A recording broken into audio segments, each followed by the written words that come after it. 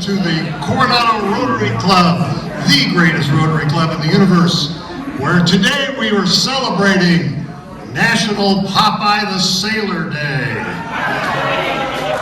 That's a real thing, honest to God. Sir Ryan, would you come up and lead us in the inspirational moment and pledge, please?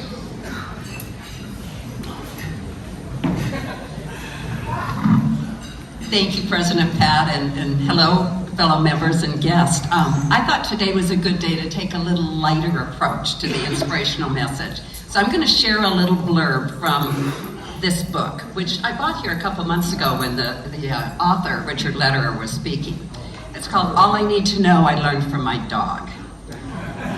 Live for the moment and enjoy the simple things in life, like taking a long walk or riding in a car and feeling the wind blowing through on your face. Take time to stop and eat the roses. Remember that if you stare at someone long enough, eventually you'll get what you want. My dog has mastered that one. When a loved one comes home, always run to greet them. When it's in your best interest, practice obedience. Listen respectfully to what others have to say. Be aware of when to hold your tongue and when to use it. Master the art of stretching. Run barefoot, romp, and play daily. Leave yourself breathless at least once a day. On hot days, drink lots of water and lie under a shady tree. Eat with gusto and enthusiasm. Be loyal. Never pretend to be something you're not. Know all the sunny places. Life is hard, and then you nap. All got to remember that one. Make your mark on the world. Oh, wait, I've got it. As much as you can. When you do something wrong, always take responsibility. When someone is having a sad or a bad day, be silent. Sit close by and nuzzle them gently. I know, I love that one. Thrive on attention and let people touch you. Avoid biting when a simple growl will do. When you're happy, dance around and wag your entire body. So that's it.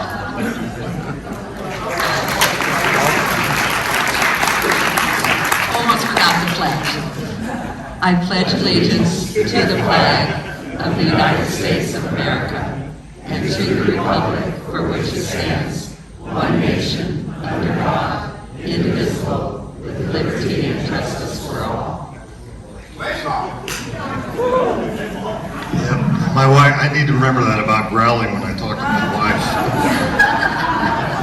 All right, Julie Lowell, would you come up, please, and introduce any visiting Rotarians and guests we might have?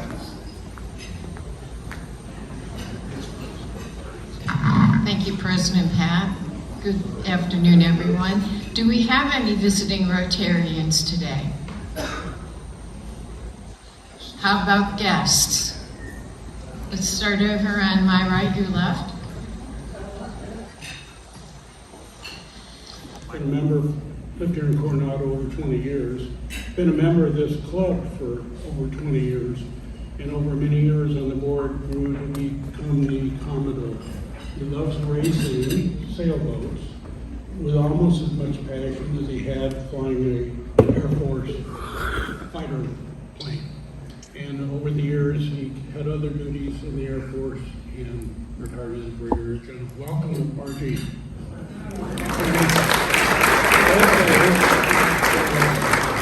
RG is joined by his wife, Carol. Welcome, Carol.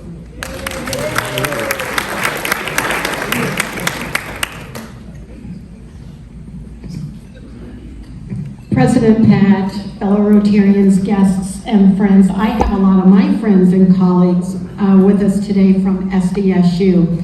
Alex Altamar, Natasha Bliss, and Mary Darling. And I'll introduce Hala in a little bit. Thank you.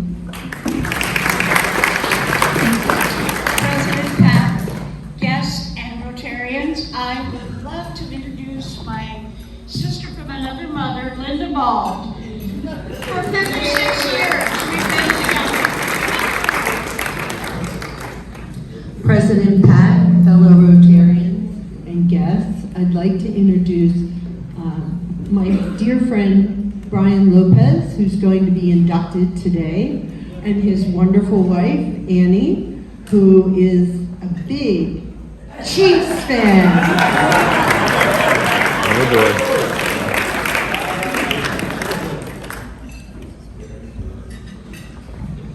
President Pat and fellow Rotarians, I'd like to introduce my special guest, Brenda Wilson, my lovely girlfriend.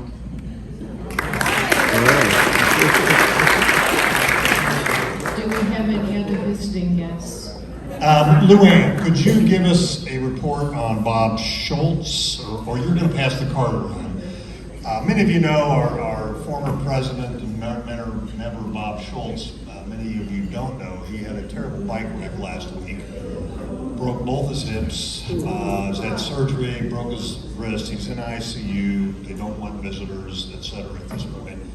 Luann has a card she's going to be passing around for us, but keep Bob in your thoughts and your prayers over the next week, please. Stephanie, where is Stephanie Henderson? Would you come up, please?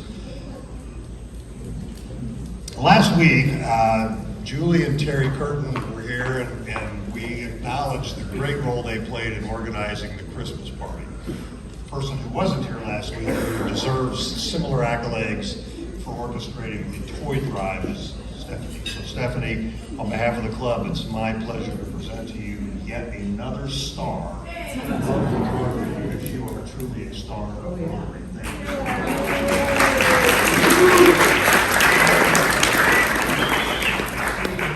you. Okay, let's see. Chris Cays asked me to announce that the WAPI, and that is a real thing, the water deal is at UCSD campus on the 26th between 1 and 4, where they're putting the packages together for water filtration. That's a great thing, it'll make you feel good, but more importantly, we're doing this with the Rotaract Club, and it'll give you a chance to interact with our future members. So between 1 and 4 on the 26th. Brandon, would you like to chat a little bit about the golf tournament coming up, please?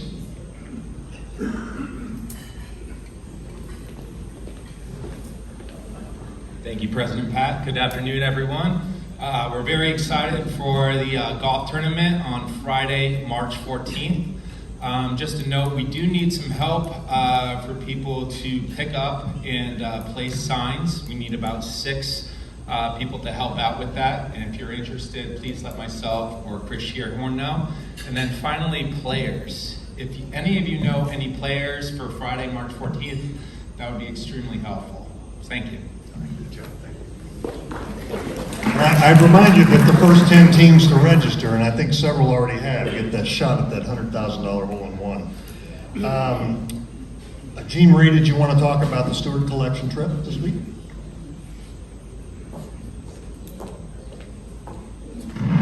Well, we did have a few cancellations on the trip, but within 2 days we filled it up again. So we have 25 people going this Saturday, the 18th. We're going to leave Coronado around 1 o'clock. I've sent to most people on the tour a map with how to get there and exactly where we're all going to park. The tour will start at about 2 o'clock. I have carpools lined up. I just needed to hear from a couple more people, but tomorrow I'll be sending out information about carpools, and this is going to be fantastic. Luann, now, do you want to visit about the Hansen project? And it's not the Al Hansen project. He is a project, but it's a project at the Hansen House. Thank you, President Pat. So all of you that are not going on that collection this Saturday, if you want something to do and it's local and it's a service project, if you've heard of Generate Hope, that is for the anti-human trafficking houses that are in the county. And this Saturday from 8:30 to 12, it is here locally, and I think most of you know they don't give out the address unless you sign up, but it is the trafficking house that is in Coronado. So they're asking us to come and volunteer, and what it is, you don't have to stay the entire time, but it's just working on the backyard, the weeds, that type of thing, and then in the house and cleaning it. So it's just helping these women that are struggling, and so I think, anybody that wants to do that, and like I say, you don't have to stay the entire time, just let me know. And Red Badgers, if you need a service project, this is a great one because it's right here in Coronado. So thank you. See me afterwards if you want to do this. Thank you very much. All right, let's see. We had some stuff going the past week. We've got, let's see, the beach cleanup. They were out there. There was a beach cleanup crew, and then we had the social at Doug's house that went on and on and on, and there may still be somebody there. And then we had the Fisher House gathering, and I want to thank those folks, small but mighty crew that went up and helped out at the Fisher House. And last but not least, we had somebody this week attain a notable status, and that is our member Rainier, who won his Taekwondo championship. And that's got to be worth $50. So there's a fine on that one. Okay, speaking of fines, if you don't have a Rotary shirt on, a Rotary badge, a Rotary pin, put a buck in the barrel in the middle, except this table's exempt. Tom, would you and Virginia like to come up and do the, Tom, would you all like to come up and do an induction, please? Ivan's doing it. Ivan, would you like to come up and do an induction? I'm sorry. You all look alike and I confused you.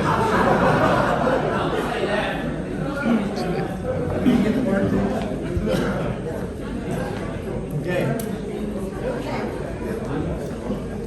All right.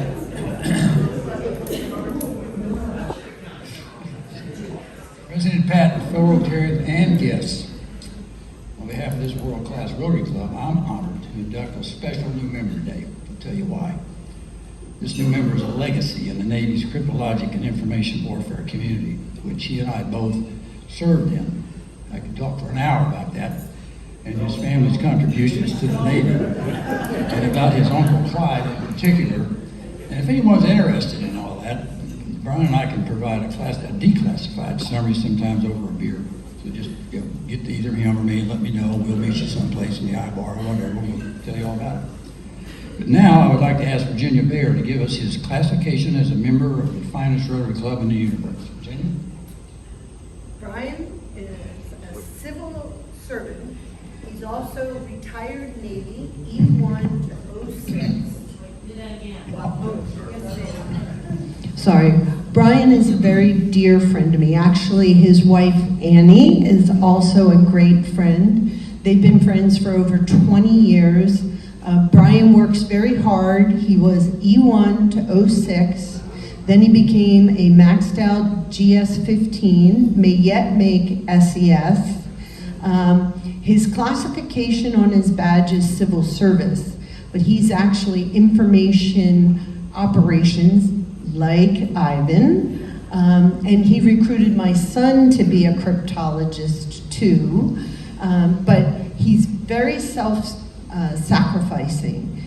And so is his wife. He has 5 children, 4 of whom are in the Navy, some of which are adopted. So it takes very self-sacrificing people.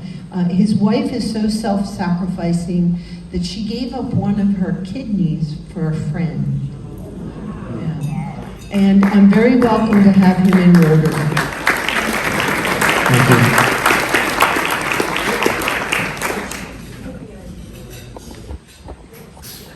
Better have it right side up. Okay. And then the back. I have more. I have more. Yeah. Thank you, Virginia. Thank you, Virginia. We welcome you to the best Rotary Club in the universe. You're going to hear that a lot because it's true. Which is also a game changer in our local Rotary district and beyond through the record-breaking volunteer hours, 60-plus committees, generosity and hard work in the U.S. and beyond. This club epitomizes the Rotary motto, which is service above self. Our club thanks you for your willingness to share these values of service and fellowship in Rotary. Your sponsor, Virginia, has recognized your strong sense of service above self and invited you to become part of the worldwide organization dedicated to encouraging and fostering the ideals of service.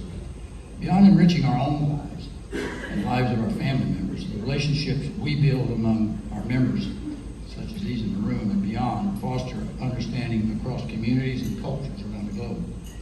When you shake the hand of one Rotarian, you're within reach of 1.2 million other Rotarians.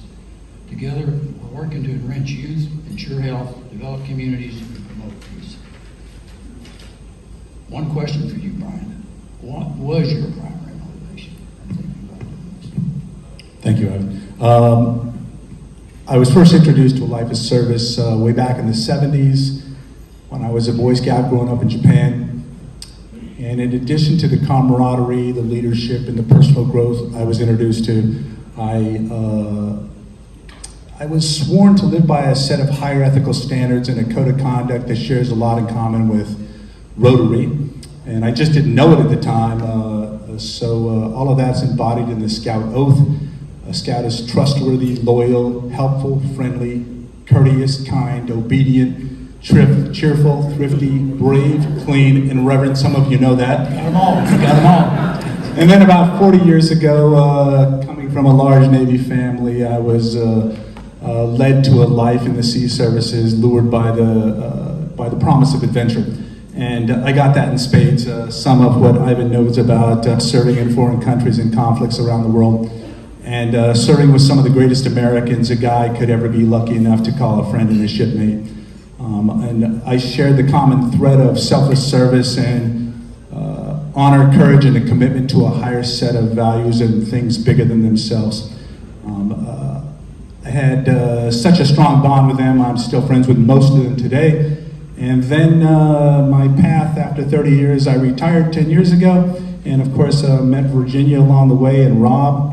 I worked in a couple of different civilian jobs, went out in the civilian world, and met great people before finding the path that led me to my current role, working on the staff of the Secretary of the Navy today.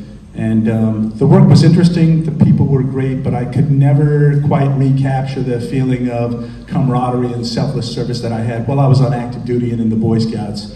And so I went on the search for something that would fill that void within me, and I reached out to Virginia because I noticed some of my greatest friends and mentors were Rotarians, and two of them are standing here today. Ivan was my first commanding officer when I was a commissioned officer way back in the early 90s, serving at Corey Station in Pensacola, Florida. And Virginia was my professor at the Naval Postgraduate School when I was working on my MBA.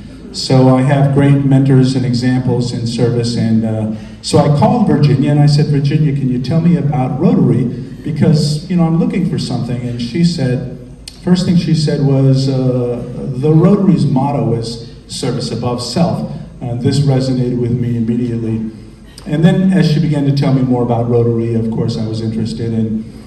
She invited me to a couple of the luncheons which I came and met many of you, and you all welcomed me with open arms, and I knew this was the place for me. And so I want to say thank you all for your hospitality, and I look forward to serving with you all in the future going forward.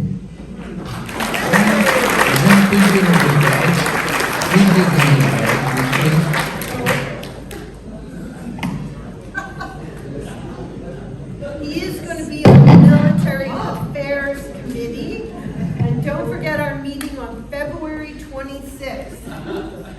Rotarians, please stand and give a warm welcome to this guy.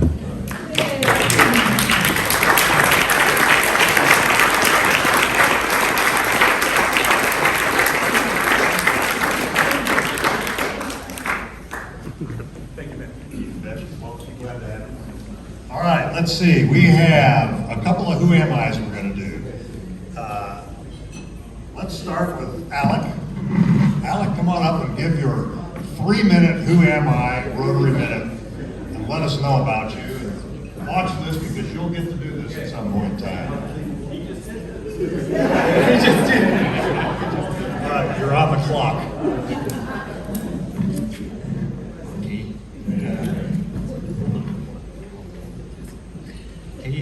President Pat and fellow Rotarians, thank you so much for welcoming us to this beautiful club, the most beautiful in the universe. And thank you for sharing your stories with us. and today I want to share a little bit of my story with you. My name is Alec Bagin, and I am from Ukraine originally. I grew up as an older sibling in a large family, and I graduated from Kharkiv State University in Ukraine with masters in foreign languages and translations, and that really started my journey to love to communications and connections with people, so that was my first thing. I was also really glad and happy that I was able to go to England and to study there in Cape Bible School for a year. That was the most multicultural, multi-connectional place that I could see that really expanded the global outreach and just looking to every situation, to every world, like from a distance on one side to be inside, as well as to from a distance.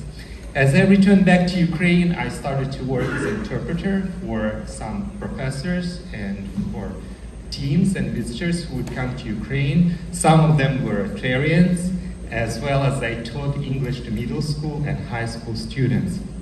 There was one story when one team of Rotarians came and they wanted to go to an orphanage. They brought some gifts, but at that time, it was in the 90s, at that time you couldn't go to the orphanage because it was just still post-Soviet era. But smart Rotarians know what to do.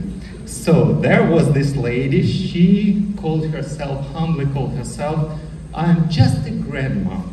So she went directly to the mayor's office. She brought a letter from a local mayor to the mayor and exchanged some gifts and some letters, and they said, we want to go to the orphanage. Just with one phone call, the doors were open and they were able to go there. With that, we were able to start an interesting program there with some volunteers, and I started that to do a program in the orphanage to help kids grow up and to help them learn some things and to organize activities. And that is where I met my wife, Nadia, doing that thing together. So that was a very interesting moment for us. She is the most creative person in the universe. And from there, we started a creative business. We started a candy bouquet arrangement business to make candy bouquets. At that time, nobody in Ukraine ever knew what it is. So we were teaching people that you can give presents, so from small ones to very large ones, you can give with flowers, as well as we have flower and gift delivery. We grew it to several stores in different cities and online, offline operations. And at that time, I also obtained another associate's degree in business and marketing. And then 2014 came and the war started and we lost it all. So we came to the States and pivoted at that time to another venture, which was digital marketing. So I talked to a few people and said, what would work, what is here? And because we were a lot in that, we were already doing much of that. So I started a company here, a digital marketing agency, to help businesses to go online as well as to leverage different technologies. That business opened opportunities to some renewable energy sector as well as water treatment plants. That also tells that one connection sometimes leads to the other. That is how it is working. So my passion and desire to help business leaders as well as leaders just to see opportunities, to find the gaps, to fill them in, and to grow to the fullest potential, to the best. I also volunteer as a coach to one organization called like Job One Career Coaching, where we help people to find jobs as well as to start their own business. So I teach marketing and entrepreneurship there. It's like 1 day a week on Zoom. And that's one thing, so I like to help people to bring people up. So we are very excited. In 2023, we came to Coronado, and I still continue to do my online business, online marketing, and also open to some new ventures and new opportunities while here. We enjoy walking on the beach, fine dining and traveling, and we are very excited that we can be part of this club in the universe, to be able to serve both locally and further on across the bridge. Thank you very much for your attention. Thank you so much.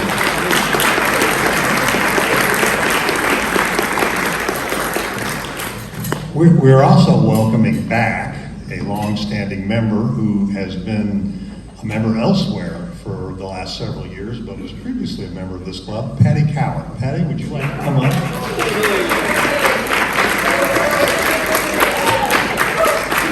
Many of you may not know Patty, so we've asked her to do a 3-minute Who Am I, so you can get to know her. Patty? Thank you. Yes, ma'am.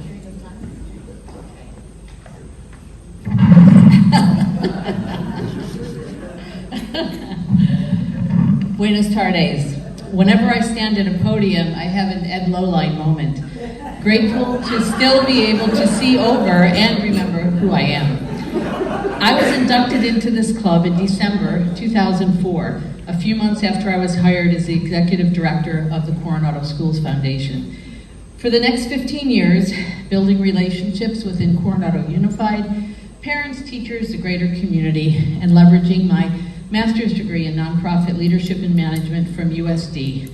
During this time, we increased the return to the schools from $162,000 to $1 million. We grew the endowment from $500,000 to $8 million. The investments now return 5% annually to the school. This major accomplishment was thanks to many of you in this room who served on the board, lending your support through volunteering and donations, performed at telethons, and raised your paddle at the annual dinner auction gala. I oversaw 15 dinner auctions and telethons, only surpassing CSF's first executive director, fellow Rotarian Ginger Cox. In 2019, I had the opportunity to take an early retirement, and while I was so grateful that the Navy had brought me to Coronado in 1986 when my husband served on the Constellation, I craved adventure and, frankly, living for a while where nobody knew my name. So I rented out my Coronado home, spent the next 5 years in Las Gaviotas, 30 miles south of the border. Forging new friendships and relationships, I moved my Rotary membership to Club Rotario La Misión. There is so much need down there, and gringos like us provide much of the support. I grew up in Rochester, New York, in a wonderful Ward and June Cleaver-like family with 6 children. I followed my high school sweetheart to college in Colorado, where he had a Navy ROTC scholarship.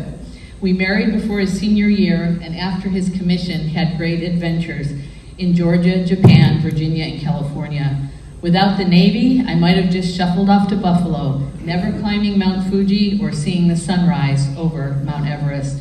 During this time, like so many military spouses here, I held a variety of positions, including head of contracts at MWR North Island, managed an au pair agency in San Francisco, opened Intrex English Institute in downtown San Diego.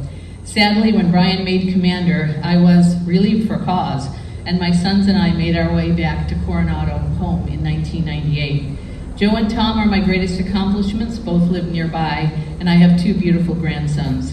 I enjoy traveling, biking with Rotarians on Mondays, dogs, reading, cooking, volunteering at Christ Church, and serve on the board of the Coronado Women's Club, as well as a U.S. nonprofit foundation that supports the La Misión Rotary Club, and I'm writing a book.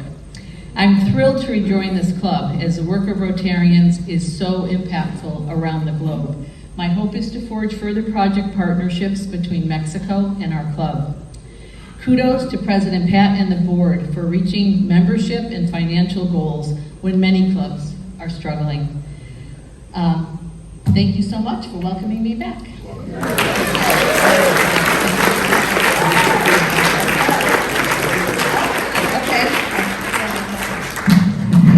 What a great club this is. We have people from all over the world who have done all kinds of things. So, we're running short on time, but it is National Popeye the Sailor Day, and it seems appropriate that this presentation go to a sailor. So Ivan, if you would come up here, please, as a former sailor. Popeye the Sailor. Yeah, everybody remember him from a kid? What do you remember? What does Popeye the Sailor need in his life? No, he needs olive oil. So, take that home to your olive oil. She'll be able to do it.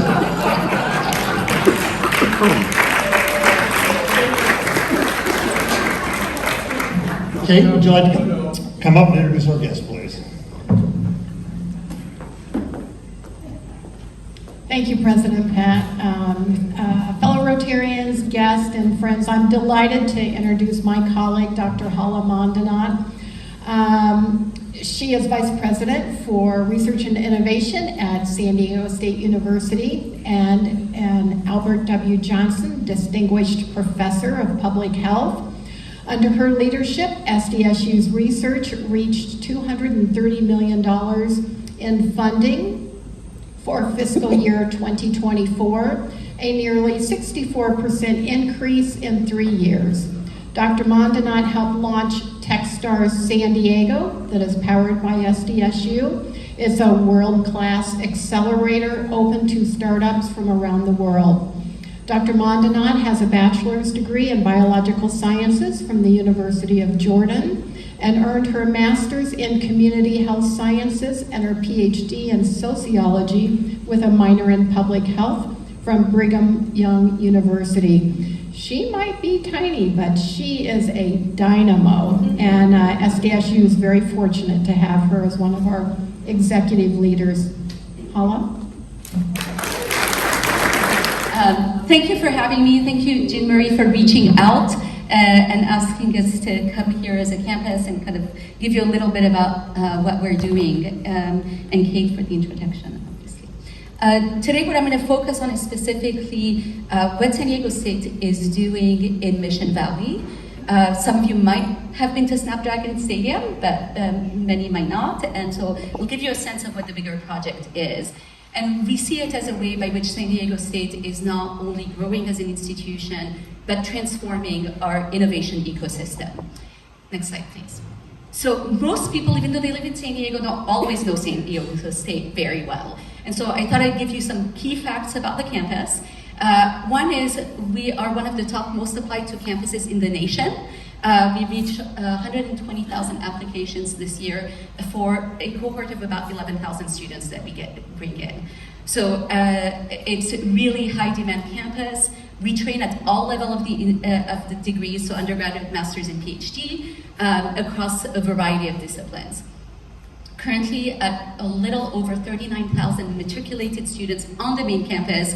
That doesn't count our online presence. We are a very diverse campus with 54% of our students considering themselves students of color.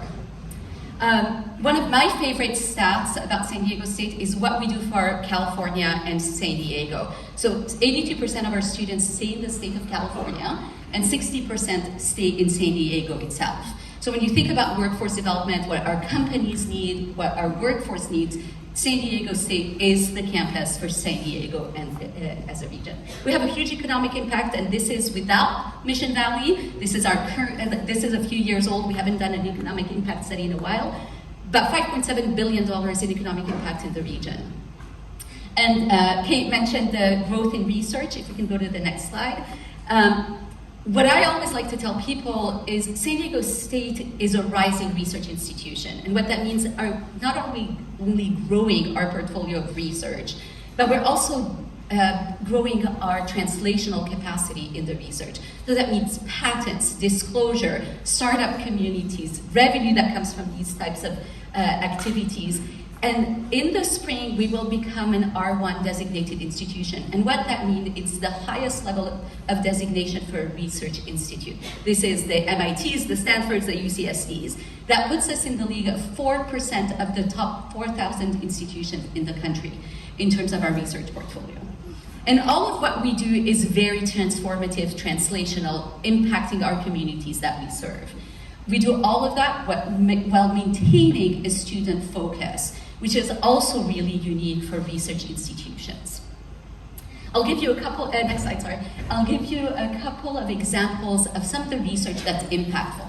Two quick companies that we are currently working on, both startups.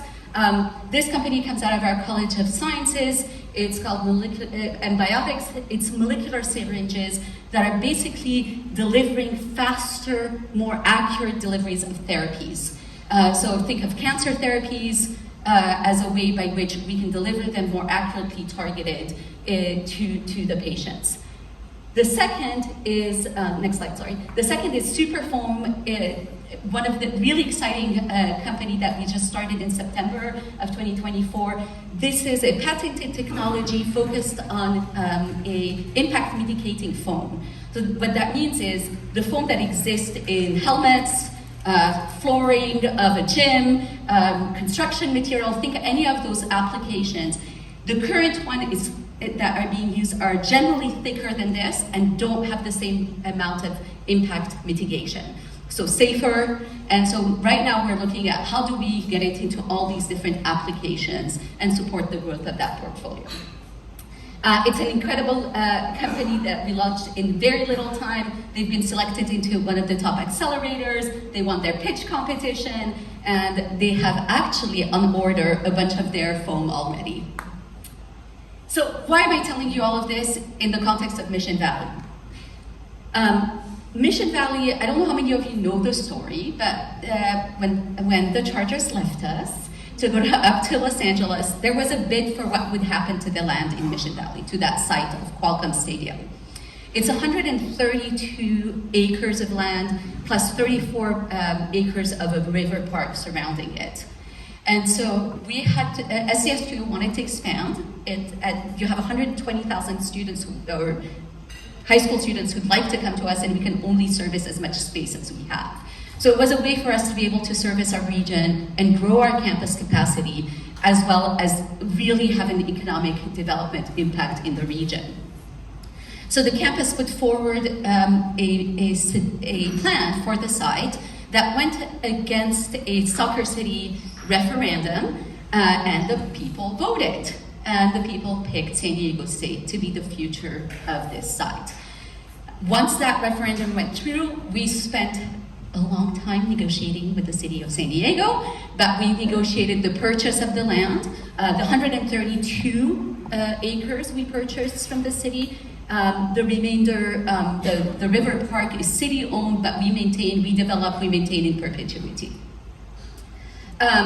So the proposal that we put forward is what you see here. The moment we purchased, in the middle of the pandemic, I want to say that it was August of 2020, this day we purchased, the day after, the trucks were on site and started demolishing Qualcomm Stadium and started building concurrently Snapdragon Stadium. So those of you who've been to Qualcomm was in the middle of this site. Snapdragon is northwest of that, where it used to be. And so we were able to do both simultaneously. We built Snapdragon Stadium in 2 years, on budget, on time, with a pandemic. So we're always very proud of that stadium if you haven't been there. And it's not a stadium for San Diego State, it's a stadium for the city of San Diego and for our county. We have everything you can think of. This weekend is we finished Monster Jam. It's motocross. So we have a variety of events.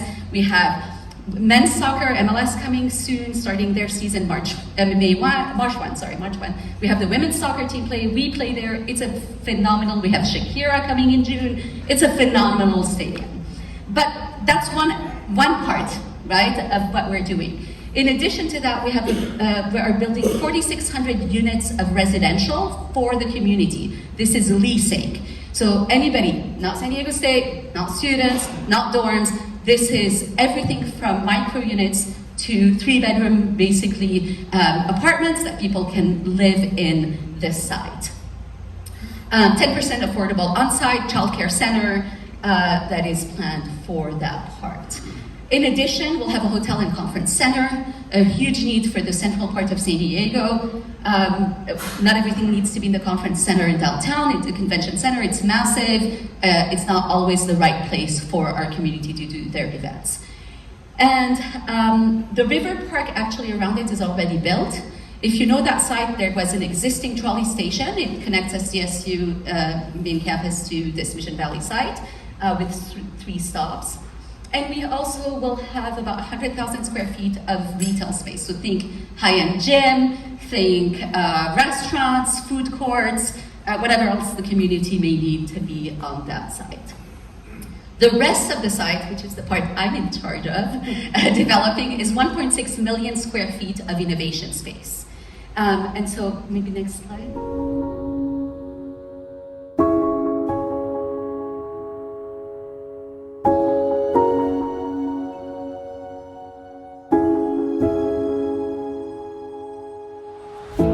This is the university coming to the forefront of innovation.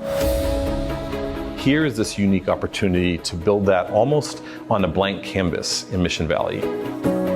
There's nothing like this in San Diego. There's nothing really like this in any major city with a project of this scope and scale. SDSU Mission Valley is really taking the university and turning it outward to the community and sort of flipping it inside out, where we're the community-facing entity and we're talking to all of these partners that will want to become part of our family. The possibilities are really endless, and that's what makes the Mission Valley Innovation District a place where companies and people and community members want to be.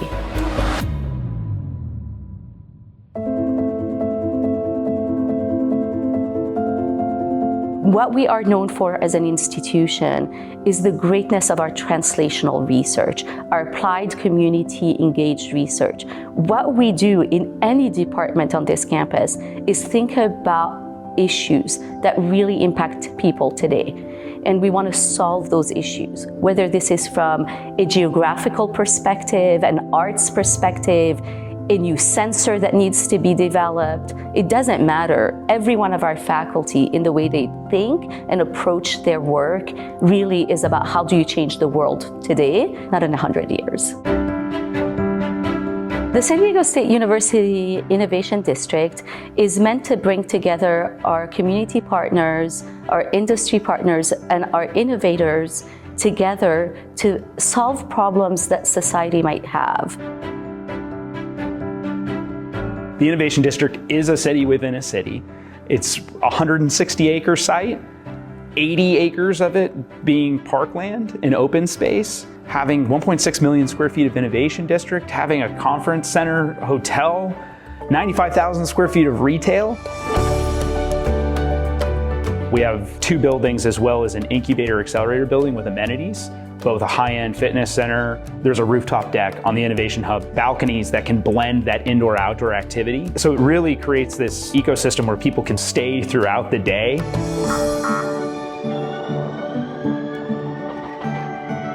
One of the unique aspects of being here is being in a binational connected region.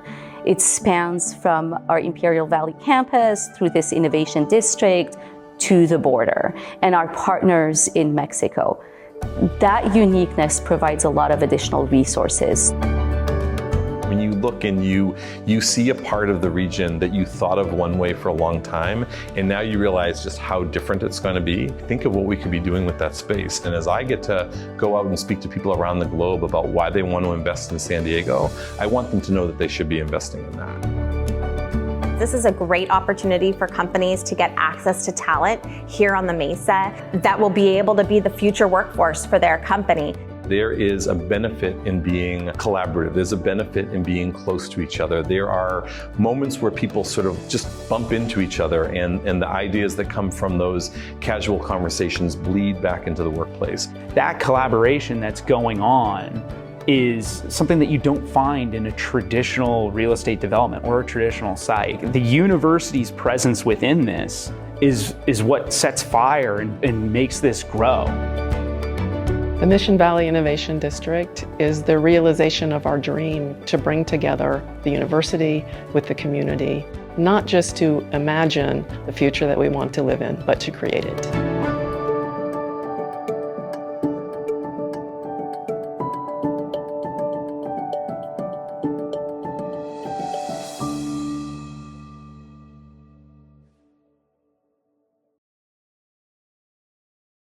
So you get the sense of what it is.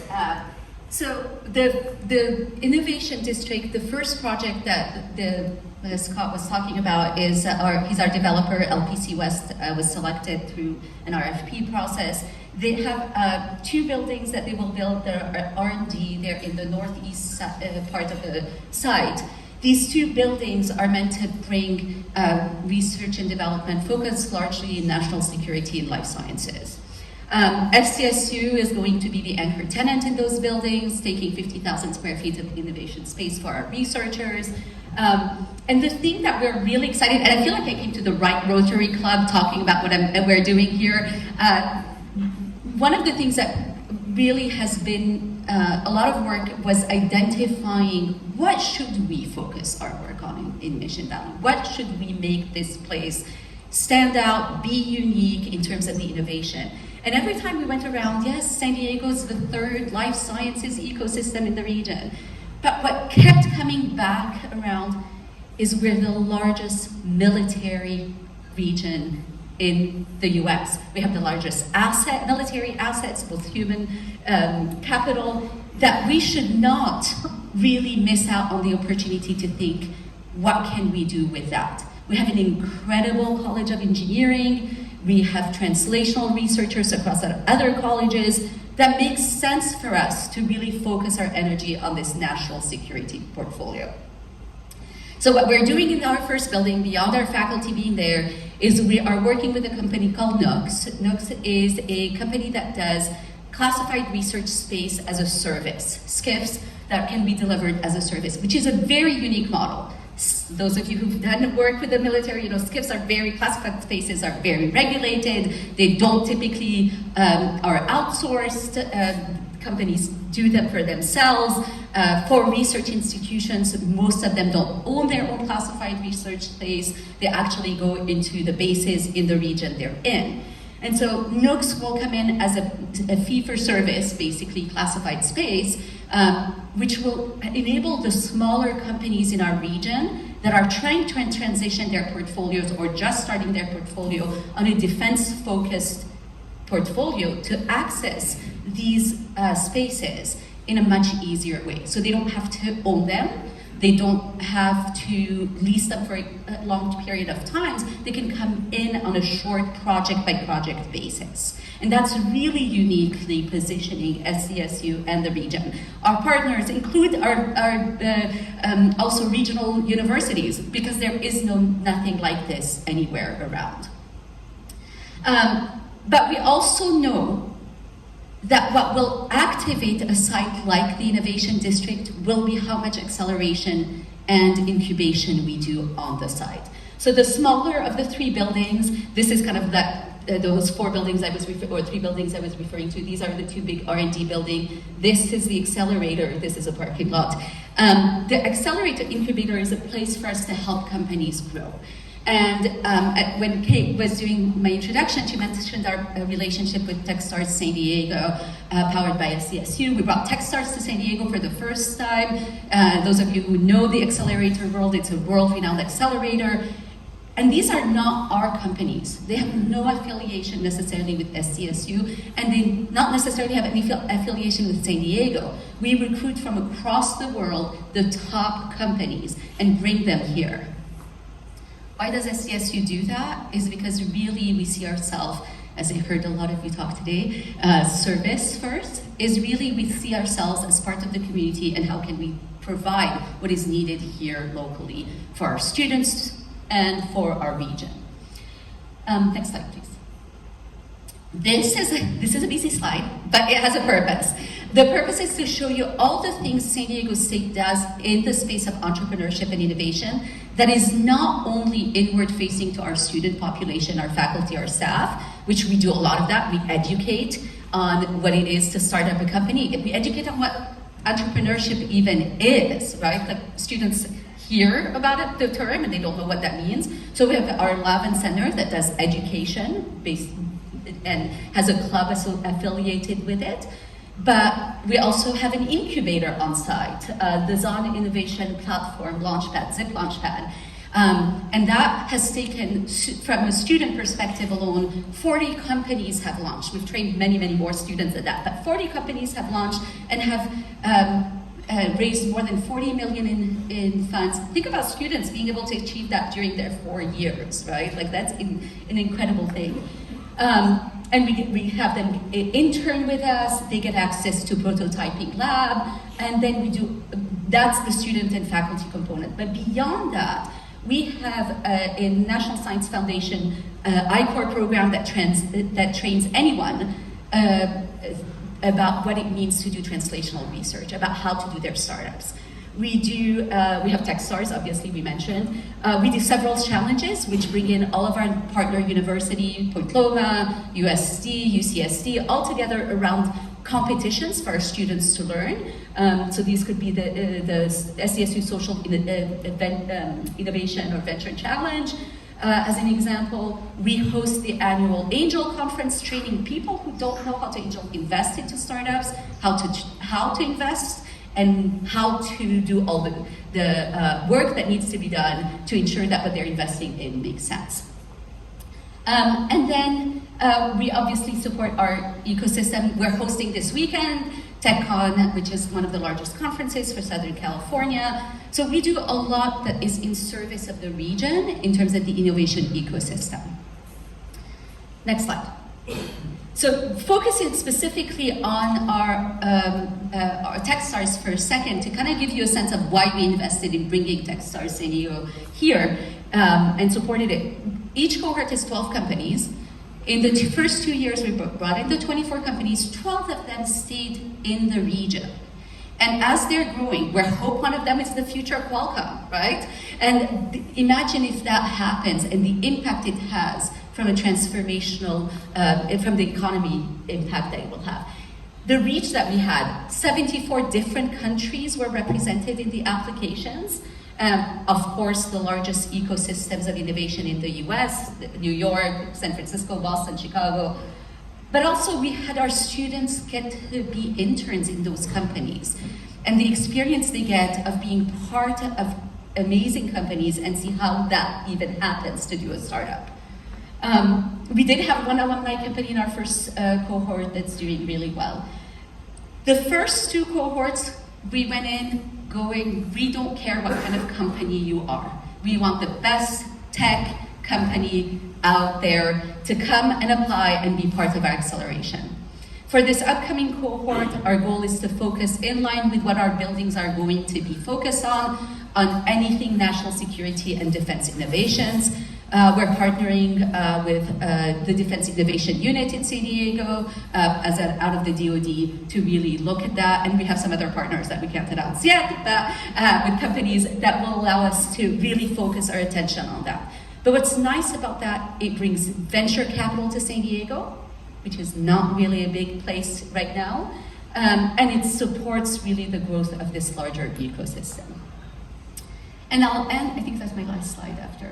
Yep, and I'll end by saying we really truly believe there is nothing like what we're building, not only in San Diego, but I've toured, when I took this job, I toured like every innovation district I could get into in the country and internationally. And what we're developing in Mission Valley is unique because it is that city within a city that you heard in the presentation. It is, you can live, you can work, you can bike, you can play at the stadium, you can have access to talent from the university, you can have access to innovators from who we bring in, to our faculty innovators. So you have access to the trolley, and you can reach now with our new lines all the way to La Jolla, all the way to the border. It is location-wise also a fascinating place to be in. And in terms of our incubation and acceleration, what we're doing from an economic development perspective, I think is extremely unique. So I'll end there and see if anybody has questions about what we're doing.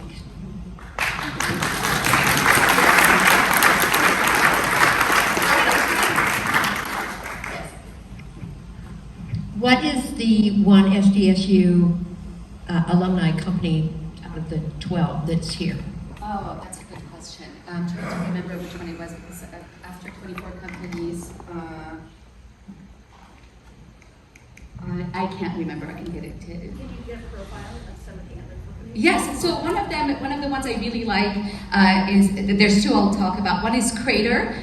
Crater is a company that does 3D field printing for the military. So if you're in the middle of war zone, something breaks down, instead of like waiting for parts from wherever, they can 3D print on site and fix any piece of equipment that you may have. So that's their idea. And they've been doing really well. The second one that's done really extremely well is called Mosquito. It's a company that's developed it's this big. It's a machine that basically kills the mosquitoes humanely inside, so as nicely as possible. It's not like, do you know how the other one zaps them, right? It doesn't zap them. As nicely as possible. Well, actually, they now have little ones for the houses. But the point is, it makes instead, and it's also not hurting anyone, environment and people. So it actually attracts the mosquitoes based on human scent. So what it delivers, it's like, it's basically, that's why they come to you, because there's something about you that's really attractive. So they bring them in without using any weird, environmentally unfriendly chemicals. They've been in resorts and that's actually one of our international companies. It came out of Ukraine and has been doing an incredible job with not only resorts, but now transitioning into the homes. Questions? All right, well, thank you very much.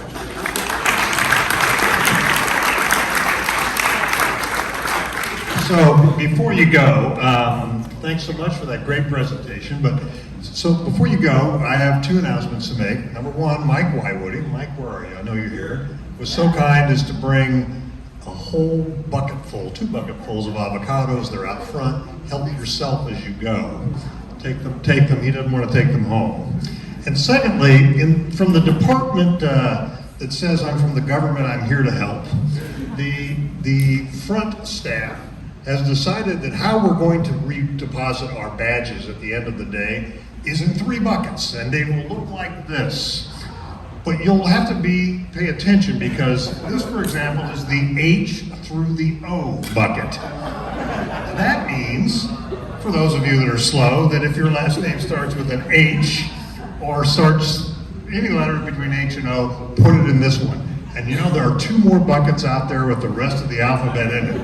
And if you want to blame somebody for this, I think it makes it easier on them to put it away. So, having said all that, oh no, Doug wants the bucket back. Well, before they go running out. Thank you, sir. You're welcome. So welcome to our new member. Glad to have you both. And welcome back to Patty, wherever you are.